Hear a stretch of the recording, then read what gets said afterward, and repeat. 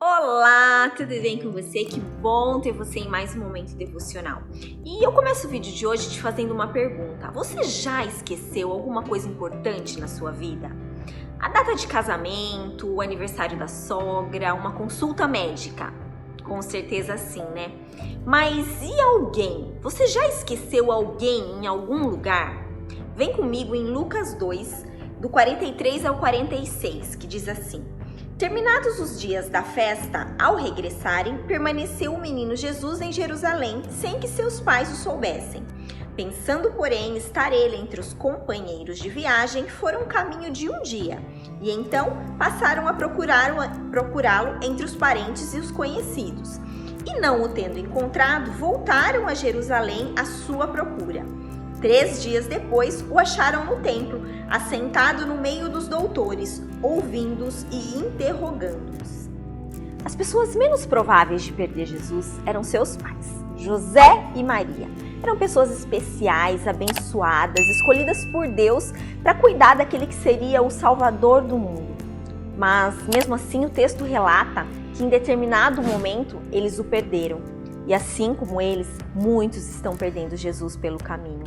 O texto sobre José e Maria nos faz alguns alertas, e o primeiro deles é que às vezes a gente nem percebe que perdeu Jesus. José e Maria não sabiam que haviam perdido ele. Para eles, o menino estava lá no meio do pessoal, da viagem, e é fácil a gente olhar para esses pais e criticá-los. Mas a verdade é que a maioria das pessoas perdem Jesus e fazem isso sem nem ao menos perceber. E isso se torna complicado, porque é difícil a gente consertar ou solucionar um problema quando nós não estamos cientes dele. O segundo alerta que o texto nos traz é que José e Maria se deixaram distrair. Por que demorou tanto para eles perceberem que tinham perdido Jesus? Talvez porque eles estavam distraídos, estavam conversando com o pessoal que estava nessa viagem. Nós não podemos permitir que pessoas e circunstâncias nos distraiam na nossa caminhada com Jesus. Não podemos permitir que coisas boas nos distraiam da nossa caminhada com Jesus. Não podemos permitir que coisas más nos distraiam da nossa caminhada com Jesus. Não podemos estar distraídos para não perder o Mestre. O terceiro alerta desse texto é que nós não podemos seguir Jesus de longe. Uma outra história agora. Lá em Mateus 26:58 diz assim: Mas Pedro o seguia de longe até o pátio do sumo sacerdote, e tendo entrado, assentou-se entre os serventuários para ver o fim.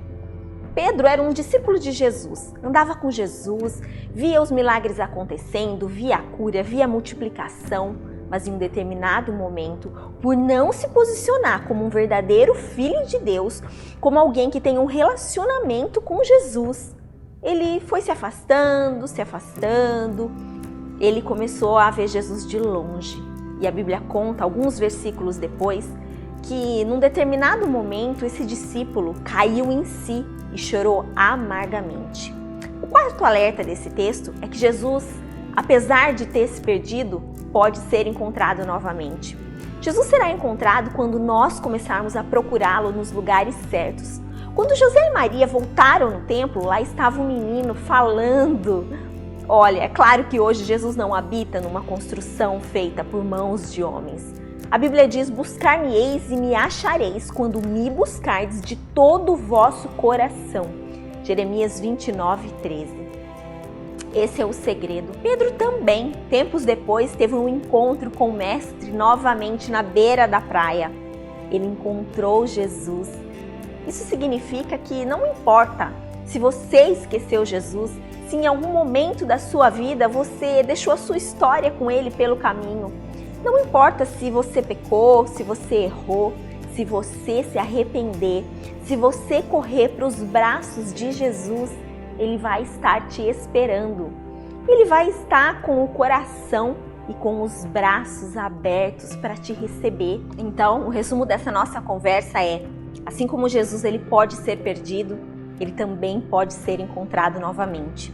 Se você é essa pessoa que perdeu Jesus no caminho, ele não está se escondendo.